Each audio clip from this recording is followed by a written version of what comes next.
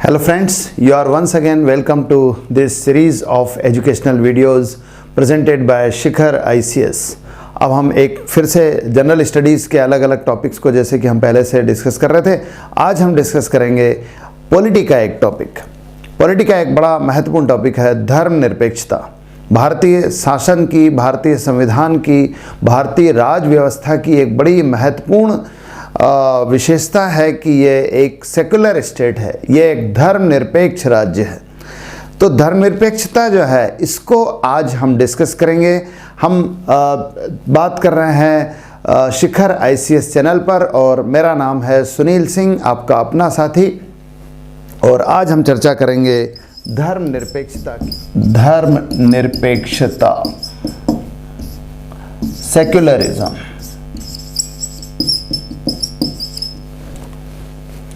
तो हम सेकुलरिज्म में देखिए बड़ा महत्वपूर्ण टॉपिक है और ये अलग अलग दृष्टि से महत्वपूर्ण है। खासतौर पे मुख्य परीक्षा में इस पर क्वेश्चंस आते हैं अलग अलग तरीके से कि धर्मनिरपेक्षता होता क्या है, इस भारत में किस प्रकार से क्रियान्वित किया गया है, भारत में इसकी क्या सीमाएं हैं, भारत में इसके विरुद्ध क्या चुनौतियाँ हैं भारत में, इस तरह से प्रश्न आते हैं। और इसके अलावा आप ये देखिए कि ऐसे में भी इम्पोर्टेंट है। ऐसे का एक बड़ा महत्वपूर्ण पेपर होता है UPSC में भी और MPPSC में भी और दूसरी एग्ज़ाम्स में भी, उसमें भी धर्मनिरपेक्षता अलग अलग तरीके से पूछा जा सकता है, पूछा गया है। और इसके अलावा जब हम इंटरव्यू में जाते हैं या जब हम किसी डिबेट में भाग लेते हैं तो वहाँ भी हमारे लिए धर्मनिरपेक्षता जो है बड़ा एक इम्पॉर्टेंट टॉपिक है। तो आज हमारे लिए चर्चा का विषय होगा धर्मनिरपेक्षता। हम इसके अलग अलग एस्पेक्ट्स देखेंगे। हम देखेंगे कि धर्मनिरपेक्षता का अर्थ क्या होता है, what is the meaning of secularism, और अलग अलग एंगल से इसके अलग अलग क्या अर्थ हैं और इसको किन अर्थों में बताया गया है लोगों ने संविधान किस अर्थ में बताता है, भारतीय राज्य व्यवस्था में किस अर्थ में लिया जाता है। और इसके अलावा हम देखेंगे कि भारतीय संविधान और राज्य व्यवस्था में कहाँ इसका प्रावधान किया गया है, where it is provided in Indian constitution and the polity system, how it is being provided. और फिर ये भी कि इसके विरुद्ध क्या चुनौतियां हैं, what are the challenges against it. तो इन चीज़ों को हम आज डिस्कस करेंगे। सबसे पहले हम बात करेंगे धर्मनिरपेक्षता के अर्थ की, कि इसका अर्थ क्या है। तो फ्रेंड्स ऐसा है कि इसका अर्थ जो है वो अलग अलग एंगल से है। अगर आप इसका शाब्दिक अर्थ देखें, केवल लिटरेटिव मीनिंग देखें अगर इसकी, तो फिर जो है इसका अर्थ है धर्मनिरपेक्षता। दो शब्दों से मिलकर बना धर्म और निरपेक्षता। धर्म तो जैसा आप जानते हैं, धर्म जो है पूजा पद्धति होती है, वे ऑफ वर्शिप है। और हालांकि धर्म के भी अलग अलग फिर बड़े व्यापक मायने हैं, लेकिन चूंकि आज हमारा विषय नहीं है तो आज हम मोटे तौर पे यही समझ लें कि धर्म का यहाँ तात्पर्य जो है वो वे ऑफ वर्शिप है, पूजा पद्धति है। अलग अलग धर्म की, हिंदुत्व की, इस्लाम की, सिखिज़्म की, क्रिश्चियनिज़्म की अलग अलग पूजा पद्धतियाँ हैं। तो वो पूजा पद्धति से यहाँ इसका अर्थ है निरपेक्षता। जो है निरपेक्षता यानी किसी से दूर रहना, किसी से न्यूट्रल रहना, किसी से उदासीन रहना। तो धर्मनिरपेक्षता मतलब धर्म से दूर रहना, शाब्दिक अर्थ। लेकिन जो वास्तविक अर्थ है इसका, जो भावात्मक अर्थ है, वो तो यह है कि भारत में ये व्यवस्था है कि राज्य धर्मनिरपेक्ष होगा, द स्टेट इज सेकुलर। और भारतीय राज्य एक धर्मनिरपेक्ष राज्य होगा, ये भारतीय संविधान में कहा गया है। यहाँ राज्य का तात्पर्य प्रांत नहीं है, मध्य प्रदेश, उत्तर प्रदेश, बिहार, ये नहीं है, बल्कि राज्य का मतलब वो व्यवस्था जो हमारे भारत को, राज्यों को, पूरी प्रशासनिक और राजनीतिक व्यवस्था से इसका तात्पर्य है जो भारत को संचालित कर रही है। तो राज्य धर्मनिरपेक्ष होना चाहिए। राज्य धर्मनिरपेक्ष होना चाहिए, इसका क्या तात्पर्य है ये देखते हैं। इसका तात्पर्य यह है to be a secular state. इसका मतलब यह है कि राज्य का अपना कोई राजकीय धर्म नहीं होना चाहिए। There will not be and there should not be an official religion of the state. राज्य का अपना कोई राजकीय धर्म नहीं होगा, राज्य का अपना कोई ऑफिशियल रिलीजन नहीं होगा। There should not be official religion of the state. अब इसका क्या तात्पर्य है कि राज्य का अपना कोई राजकीय धर्म नहीं होगा? इसका क्या तात्पर्य है? राजकीय धर्म नहीं होना चाहिए।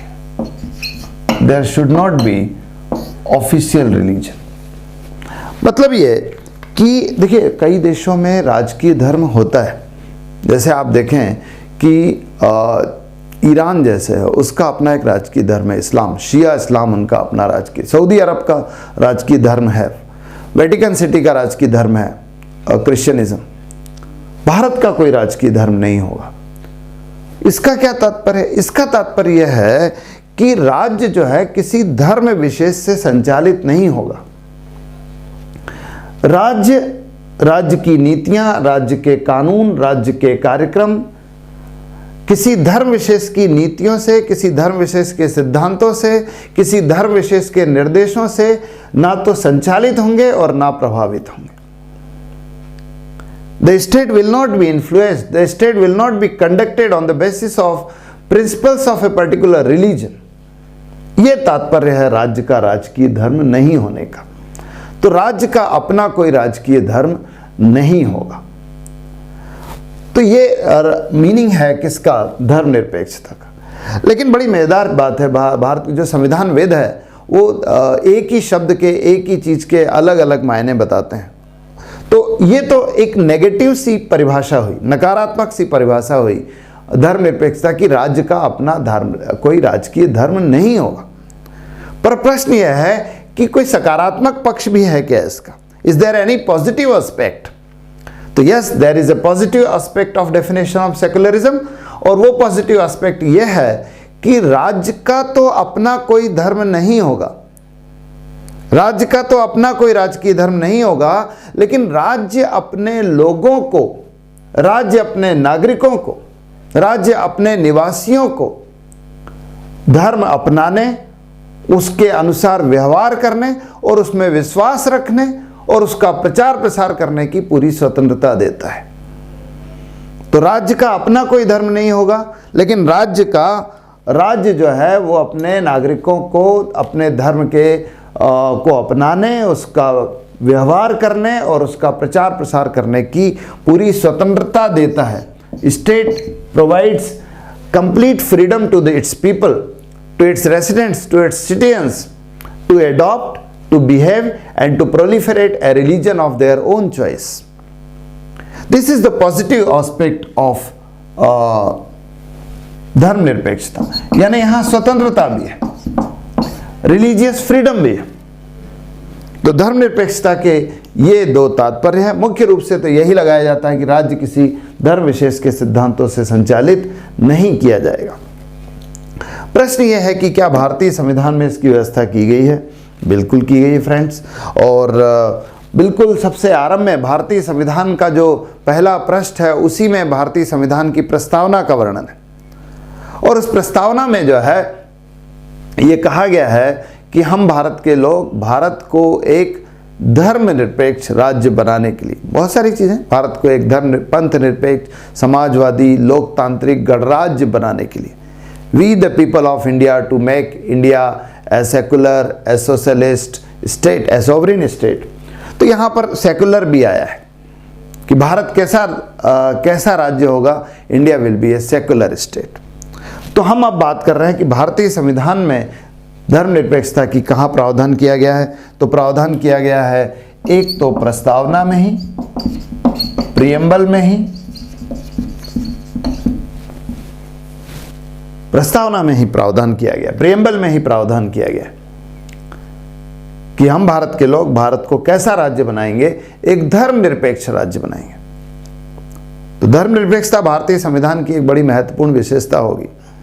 और यही नहीं, आगे भी दिया है, प्रस्तावना में ही आगे ही दिया गया है कि इसके लोगों को हम एक विशेष प्रकार की स्वतंत्रता देना चाहते हैं, विश्वास की, उपासना की, धर्म की, विचार की भी, अभिव्यक्ति की भी।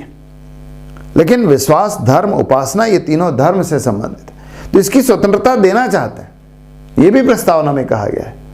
हम भारत के लोग भारत को एक संपूर्ण प्रभुत्व संपन्न समाजवादी पंथ निरपेक्ष लोकतांत्रिक गणराज्य बनाने के लिए और भारत के लोगों को और इसके लोगों को, इसके नागरिकों को सामाजिक आर्थिक राजनीतिक न्याय, अवसर और प्रतिष्ठा की समानता तथा विश्वास, धर्म, उपासना, विचार और अभिव्यक्ति की स्वतंत्रता देने के लिए, यानी हम यहाँ पर विश्वास की, धर्म की और उपासना की स्वतंत्रता अपने लोगों को दे रहे हैं। तो भारतीय संविधान में इसका प्रावधान किया गया है। यहाँ पर दूसरा जो प्रावधान किया गया है वो दिया गया है मौलिक अधिकारों में, फंडामेंटल राइट्स, मौलिक अधिकार। मौलिक अधिकारों में जो है इसका प्रावधान किया गया है। जैसे आप देख सकते हैं कि आर्टिकल आप 15 लीजिए, 15 में कहा गया राज्य अपने नागरिकों में धर्म, जाति, मूलवंश, लिंग और जन्मस्थान के आधार पर भेदभाव नहीं करेगा। People will not be discriminated on the basis of religion, caste, sex, birth place and race, इन आधार पे। तो यहां धर्म के आधार पे लोगों में भेदभाव नहीं किया जाएगा, आर्टिकल 15 कहता है। आर्टिकल 16 कहता है 16 में यह कहा गया है कि राज्य जो है शासकीय सेवाओं में नियुक्ति के दौरान किसी प्रकार का भेदभाव नहीं करेगा। इन्हीं 5 आधार पे, यानी धर्म के आधार पे भेदभाव नहीं होगा। आप 17 भी देख सकते हैं जिसमें छुआछूत को, जिसमें अस्पृश्यता को, अनटचेबिलिटी को जो है अवॉइड किया गया है। अनटचेबिलिटी को पनिशेबल ऑफेंस डिक्लेयर किया गया है, आर्टिकल 17, वो भी इसी से संबंधित है। यहाँ आप आर्टिकल 25 to 28 जो धार्मिक स्वतंत्रता का मौलिक अधिकार दिया गया, fundamental right of religious freedom, वो भी भारतीय संविधान में धर्मनिरपेक्षता की स्थापना करता है। आर्टिकल 25 में कहा गया है कि भारत में प्रत्येक व्यक्ति को, प्रत्येक नागरिक को नहीं है, ध्यान रखिए, प्रत्येक व्यक्ति को, यानी भारत की सीमा में जो भी व्यक्ति रह रहा है, weather he is citizen of India और नॉट, उसे अपनी पसंद के अनुसार धर्म अपनाने, उसके अनुसार आचरण करने और उसका प्रचार प्रसार करने का अधिकार होगा। तीनों, to adopt, to behave and to proliferate a religion of his own choice. तो उसे इन सब की स्वतंत्रता होगी। और 26 में यह कहा गया है कि इसके लिए चाहे तो वह संस्थाएं स्थापित करे, यानी धर्म के प्रचार प्रसार के लिए, धर्म के व्यवहार के लिए संस्थाएं स्थापित करे, संपत्ति का क्रय विक्रय करे, संपत्ति का प्रबंधन करे, राज्य इसकी स्वतंत्रता उसको देता है। तो ये सारी स्वतंत्रताएं जो है आर्टिकल 25 और 26 में दी गई है। 27 में देखिए, 27 में जो है राज्य को निषिद्ध किया गया है, the state is prohibited to collect religious tax. अनुच्छेद 27 जो है वो धार्मिक करों के प्रदाय पर रोक लगाता है कि राज्य लोगों से किसी प्रकार का रिलीजियस टैक्स नहीं ले सकता। State can not collect A tax which is supposed to be used for the purpose of proliferation of a particular religion, for the promotion of a particular religion। किसी धर्म विशेष को बढ़ावा देने के लिए उस राशि का प्रयोग किया जाता हो, ऐसी किसी राशि का कर के रूप में कलेक्शन राज्य नहीं कर सकता, ऐसा 28 में कहा गया। राज्य जो संविधान जो है, राज्य को अपने शासकीय अब शिक्षण संस्थानों में, आर्टिकल 28 में कहा गया है कि शासकीय शिक्षण संस्थानों में किसी प्रकार की धार्मिक शिक्षा नहीं दी जा सकती। Religious lessons, religious educations cannot be given in government institutes, particularly संविधान में तो ये लिखा गया है कि ऐसे किसी शिक्षण संस्थान में जो अंशतः या पूर्णतः शासकीय वित्त द्वारा संचालित होते हो, ऐसे शिक्षण संस्थान में धार्मिक शिक्षा नहीं दी जा सकती। तो ये जो है संविधान में जो है मौलिक अधिकारों में धर्म निरपेक्षता का वर्णन है। तो धर्म निरपेक्षता को कितना इंपॉर्टेंस दिया गया है, ये 2 चीज़ें समझ में आता है कि एक तो इसको प्रस्तावना में बताया गया है, दूसरा मौलिक अधिकारों में बताया गया। दोनों ही बड़ी इंपॉर्टेंट पार्ट है भारतीय संविधान के। लेकिन फ्रेंड्स, इसका क्रियान्वयन जो है भारत में थोड़ा सा जो क्रियान्वयन हो रहा है उसमें कई प्रकार की बाधाएं दिखती है। क्रियान्वयन हो रहा है सबको, भारत जो है उन देशों में गिना जाता है जहां पर बहुत ज़्यादा धार्मिक स्वतंत्रता है, बहुत ज़्यादा बहुत ज़्यादा जो है सभी लोगों को स्वतंत्रता है, स्वायत्तता है कि वो अपने धर्म को अपनाएं, अपने मंदिर, मस्जिद, गुरुद्वारों, चर्च में जाएं, पूजा करें, प्रचार प्रसार करें, अपने धर्म की महत्ता स्थापित करें। इसकी स्वतंत्रता सबको है, दी गई है। लेकिन फिर भी कई बाधाएं हैं, चुनौतियां हैं। There are challenges before the secularism in India. तो वो चुनौतियां क्या है? चुनौतियां जो है वो कई है। सबसे बड़ी चुनौती जो है वो तुष्टीकरण है, अपीजमेंट की नीति है, पॉलिसी ऑफ अपीजमेंट। तुष्टीकरण का तात्पर्य यह है, तुष्टीकरण का अर्थ समझिए, तुष्टीकरण यानी किसी को संतुष्ट करना। लेकिन तुष्टीकरण थोड़ा सा इम्बैलेंस्ड संतुष्ट करना है, असंतुलित है। असंतुलित का तात्पर्य यह कि किसी एक वर्ग के हितों को बढ़ावा देने के लिए, उसको संतुष्ट करने के लिए, किसी एक वर्ग को खुश करने के लिए जब एक बड़े वर्ग के हितों की उपेक्षा की जाती है, जब एक व्यापक वर्ग के हितों की उपेक्षा की जाती है, या कहें कि पूरे समाज और पूरे राष्ट्र के हितों की उपेक्षा की जाती है, to please a particular class, particular smaller class. तो जब आप एक छोटे वर्ग के हितों की रक्षा के लिए पूरे बड़े वर्ग या पूरे राष्ट्र के हितों की उपेक्षा करते हैं, तो इसे कहा जाता है तुष्टीकरण। हमारे यहाँ स्वतंत्रता के पहले से ही जो है अल्पसंख्यक वर्गों का तुष्टीकरण करने की कोशिश की जाती है। अल्पसंख्यकों हितों की रक्षा होनी चाहिए, नो डाउट। उनको तो अपने धार्मिक सिद्धांतों, संस्कृति को रक्षा करने का अधिकार होना चाहिए, बिल्कुल होना चाहिए। लेकिन जब आप राजनीतिक रूप से, जब आप और अपने क्षुद्र स्वार्थों के लिए, जब आप अपने नैरो इंटरेस्ट के लिए उनके हितों को संतुष्ट करते हैं और व्यापक वर्गों के, एक बड़े वर्ग के या राष्ट्रीय हितों के उपेक्षा करते हैं, तब जो है ये तुष्टीकरण कहलाता है। और ये तुष्टीकरण हमारे यहाँ वर्षों से चल रहा है, और ये हमारे यहाँ बाधा बन जाता है धर्मनिरपेक्षता के मार्ग में। दूसरी चीज है सांप्रदायिकता।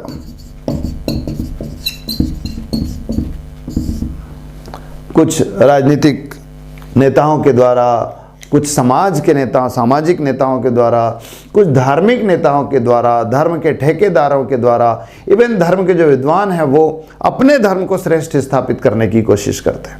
देखिए, राज्य ने तो ये स्थापित कर दिया है, पर इसका व्यवहारिक क्रियान्वयन तो समाज को ही करना है, लोगों को ही करना है। लेकिन हमारे समाज में देखा गया है कि जो धर्म के बड़े ठेकेदार हैं, जिनको हम बड़े विद्वान कह सकते हैं, मठाधीश कह सकते हैं, जो मौलवी साहब है, जो वाइस साहब है, जो चर्च के प्रीस्ट है, वो अपने अपने धर्म को श्रेष्ठ स्थापित करने की कोशिश करते हैं। और इस चक्कर में, इस प्रयास में जो है सांप्रदायिकता को बढ़ावा देते हैं। हमारे यहाँ जो है कम्युनलिज्म को बढ़ावा दिया जाता है, और वो कम्युनलिज्म जो है वो धर्मनिरपेक्षता के मार्ग में बाधा बनता है।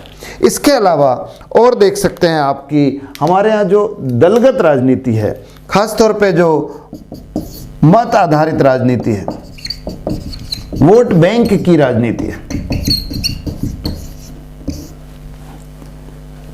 वोट बैंक पॉलिटिक्स, अपने वोट को बढ़ावा देने के लिए, अपने वोटों की संख्या बढ़ावा देने के लिए, और ऐसे वोट का ठेका लेने के लिए जो है किसी एक वर्ग को संतुष्ट करने की कोशिश की जाती है, या किसी एक वर्ग को दबाने की कोशिश की जाती है, या किसी एक वर्ग के हितों की उपेक्षा करने की कोशिश की जाती है, या किसी बड़े वर्ग को जो है बढ़ावा दिया जाता है। तो ये जो है हमारे यहाँ हो रहा है। आप देखिए कि चुनाव के दौरान लोग जो, हालांकि चुनाव हमारे यहाँ निर्वाचन जो अधिनियम है उसमें ये कहा गया है कि किसी प्रकार से आप धार्मिक भावनाओं को भड़का के चुनाव में वोट नहीं मांग सकते, लेकिन सभी जगह मांगा जाता है। कोई एक वर्ग के हितों की उपेक्षा को मान्यता देता है, कोई दूसरे वर्ग को मान्यता दे रहा है, और इस तरह से धार्मिक भावनाओं को भड़का के मत लेने की कोशिश की जाती है। और इसके कारण भी हमारे यहाँ धर्मनिरपेक्षता पूरी तरह से स्थापित नहीं हो पा रही है। आप देखिए कि यही दल बाद में सत्ताधारी दल बनते हैं, और वो सत्ताधारी दल भी यदा कदा, चूंकि वो उस तरह से मत मांग के आए हैं, उस तरह से वोट लेके आए हैं, एक वर्ग विशेष का पक्ष लेके या एक वर्ग विशेष का विरोध करके आए हैं, तो स्वाभाविक सी बात है कि जब वो सत्ता में आएंगे, जब वो शासन करेंगे, तब भी जो है वो जो है उन्हीं सिद्धांतों के अनुसार शासन चलाते हैं। तो friends, these are the challenges before the principle of secularism in India. तो ये अलग अलग चीज़ें आज हमने पढ़ा कि धर्मनिरपेक्षता का अर्थ क्या है। मैंने बताया धर्मनिरपेक्षता, एक बार कंक्लूड कर लेते हैं, रिवाइज कर लेते हैं। धर्मनिरपेक्षता का अर्थ जो है, मीनिंग जो है, वो दो तरह से है। एक तो राज्य का अपना कोई राजकीय धर्म नहीं होगा, राज्य धर्म से दूर होगा। दूसरा ये कि भारत राज्य का अपना कोई धर्म नहीं होगा, लेकिन लोग अपना धर्म अपना सकते हैं। लोगों को धर्म अपनाने, लोगों को धर्म के अनुसार व्यवहार करने, लोगों को धर्म का प्रचार प्रसार करने की पूरी स्वतंत्रता होगी।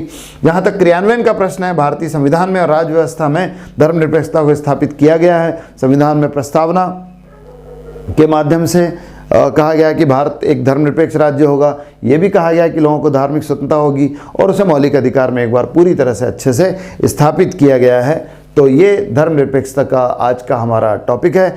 आशा करते हैं कि आपको ये टॉपिक, ये आज का लेक्चर अच्छा लगा होगा। अगर अच्छा लगा है तो आप कृपया इसे लाइक करें और अपने फ्रेंड्स के साथ इसे शेयर कीजिए। और अगर आपने अभी तक ये चैनल सब्सक्राइब नहीं किया है तो प्लीज़ आप इसे सब्सक्राइब कीजिए, ताकि नियमित रूप से ये वीडियोज़ जो है आपको मिल सके। तो ये आज का हमारा लेक्चर है। Thank you very much.